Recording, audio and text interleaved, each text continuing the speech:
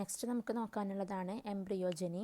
In Taxus cuspidata zygote nucleus divides by 4 divisions into 16 free nuclei. Then അതിനുശേഷമാണ് wall formation start ചെയ്യുന്നത്. Pro എംബ്രിയോയിൽ നമുക്ക് upper ടയറിലെ ഒരു 9 to 13 സെൽസും അതിൻ്റെ ലോവർ സൈഡിലായിട്ട് ഫുള്ളി വോൾഡ് ആയിട്ടുള്ള എംബ്രിയോണിക് ടയർ അതിൽ ഒരു 3 to 7 സെൽസും കൺസിസ്റ്റ് ചെയ്തിരിക്കുന്നത് കാണാൻ പറ്റും. ദെൻ വീണ്ടും ഈ അപ്പർ ടയറിൽ ഡിവിഷൻ നടന്നിട്ട് 3 ടയർ കൂടി ഫോം ചെയ്യും. That is the lower embryonal tier, the middle suspension tier and the upper open tier. Then ചില സമയത്ത് ഈ വോൾ ഫോർമേഷൻ നടക്കുന്നത് 32 ന്യൂക്ലിയേറ്റ് സ്റ്റേജിലായിരിക്കും. നോർമലി 16 ന്യൂക്ലിയേറ്റ് സ്റ്റേജിലാണ് നടക്കുന്നത്. ചില സമയത്ത് 32 ന്യൂക്ലിയേറ്റ് സ്റ്റേജിലായിരിക്കും വോൾ ഫോർമേഷൻ നടക്കുന്നത്.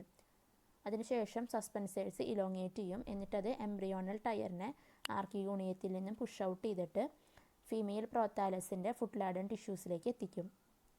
ടാക്സസ് കപ്സിഡേറ്റയിലെ ക്ലീവേജ് പോളി എംബ്രിയോണി ഒരു സിഗ്നിഫിക്കൻ്റ് പെർസെൻറ്റേജിൽ കാണാനായിട്ട് പറ്റും. എംബ്രിയോ എന്ന് പറയുന്നത് ഡൈക്കോട്ടിലിഡ്നസ് ആണ്. ദെൻ ക്ലീവേജ് പോളി എംബ്രിയോണി കൂടാതെ സിമ്പിൾ പോളി എംബ്രിയോണിയും ഒക്കർ ചെയ്യാറുണ്ട്. അത് ഒരു റയർ ഫിനോമിനൻ അല്ല.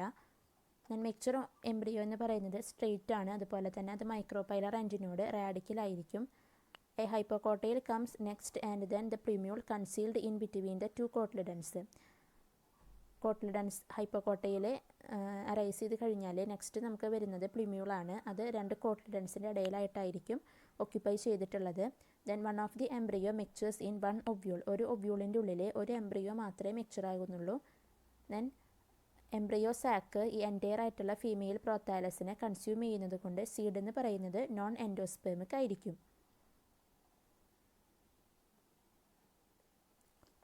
ഇവിടെ കൊടുത്തിട്ടുള്ളത് stages in the development of embryo ആണ് taxes ബക്കേറ്റയിലുള്ളത്.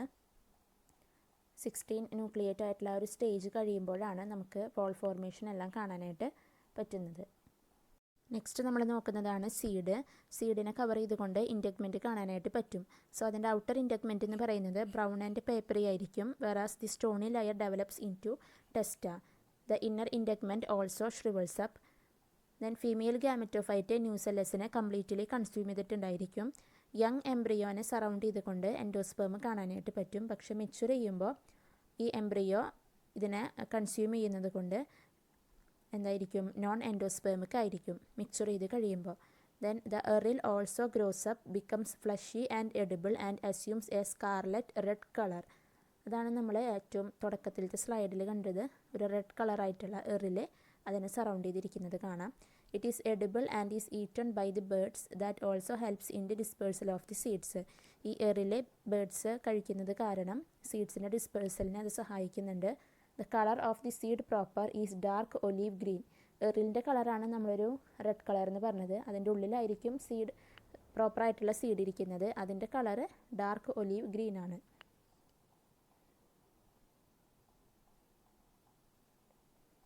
Then it represents the usual 3 generations. The testa represents the parent sporophytic generation. The endosperm, when present, it represents the gametophytic generation. The young embryo represent future sporophytic generation. Then seeds germinate ചെയ്തിട്ട് ഒരു young seedlings form ചെയ്യും. അതിന് large കോട്ട്ലിഡനറി leaves ആയിരിക്കും ഉണ്ടായിരിക്കുക normal foliage ലീവ്സിനെ അപേക്ഷിച്ച്. Then plumule shoots ആയിട്ട് develop ചെയ്യും, which bear spirally arranged foliage leaves. Then germination എന്ന് പറയുന്നത് എപ്പിജിയലാണ്. അതായത് ജെർമിനേഷൻ നടക്കുന്നത് എബവ് ദി ഗ്രൗണ്ട് ലെവലായിരിക്കും. അതായത് കോട്ട്ലിഡൻസ് ഗ്രൗണ്ട് ലെവലിൽ നിന്നും പ്രൊജക്റ്റ് ചെയ്ത് നിൽക്കുന്നത് നമുക്ക് കാണാനായിട്ട് പറ്റും.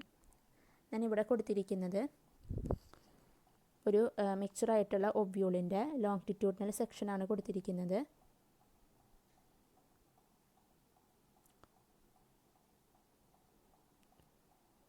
ദെൻ ഈ റൈറ്റ് സൈഡിൽ കൊടുത്തിരിക്കുന്നത് അതിൻ്റെ എക്സ്റ്റേണൽ അപ്പിയറൻസ് ആണ്. റെഡ് കളറിലുള്ള എറിലും അതിൻ്റെ ഉള്ളിൽ സീഡും നമുക്ക് കാണാനായിട്ട് പറ്റും.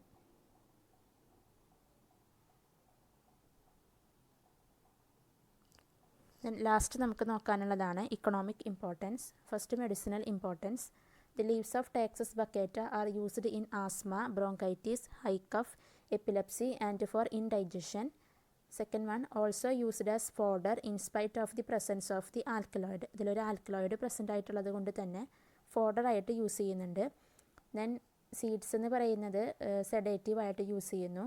The whole plant is poisonous and is used as a fish Poisson.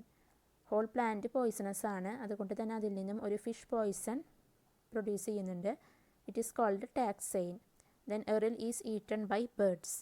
The next one ആണ് ornamental uses. The plants are usually cultivated as ornamentals, also used as a hedge plant. Hedge plant എന്ന് പറഞ്ഞു കഴിഞ്ഞാൽ നമ്മൾ ഈ ബുഷൊക്കെ വെട്ടി നിർത്തണ പോലെ ആ രീതിയിൽ ഈ ടാക്സസ് ബക്കേറ്റിനെ വളർത്തുന്നത് കാണാം. കാരണം ഇതൊരു സ്ലോ ഗ്രോയിങ് ആയിട്ടുള്ള ട്രീ ആണല്ലോ, അപ്പോൾ നമുക്ക് വെട്ടിയിട്ട് നല്ല ഭംഗിയിൽ ഓർണമെൻ്റലായിട്ട് ഉപയോഗിക്കാൻ പറ്റും, ഓർണമെൻ്റൽ പ്ലാന്റ്സ് ആയിട്ട് യൂസ് ചെയ്യാൻ പറ്റും. Then articles made from its wood are also used as decorative pieces. Next one ആണ് industrial importance. The timber is oily and has irregular growth rings. It is the heaviest of the softwoods and has very good mechanical properties. നമ്മൾ പറഞ്ഞിരുന്നു taxes ബക്കറ്റിലേക്കൊക്കെ യൂണിസീരിയേറ്റഡ് ആയിട്ടുള്ള pit കൂടാതെ tertiary സ്പൈറൽസും കാണാനായിട്ട് പറ്റും. അതുപോലെ തന്നെ പിക്നോക്സിലിക് വുഡാണെന്ന് പറഞ്ഞിരുന്നു. സോ ഇത് ഗുഡ് മെക്കാനിക്കൽ പ്രോപ്പർട്ടീസ് കാണിക്കുന്ന ടിമ്പറാണ്. Then it is durable and also elastic, used as to making decorative veneers, turnery and posters. It is also used for poles, plugs, car textiles, etc. So ഇന്ന് നമ്മൾ നോക്കിയത് Taxales എന്നുള്ള ജീനസിൻ്റെ അതിൻ്റെ distribution, habit and habitat, then anatomy, reproduction, embryogeny and economic importance. Thank U.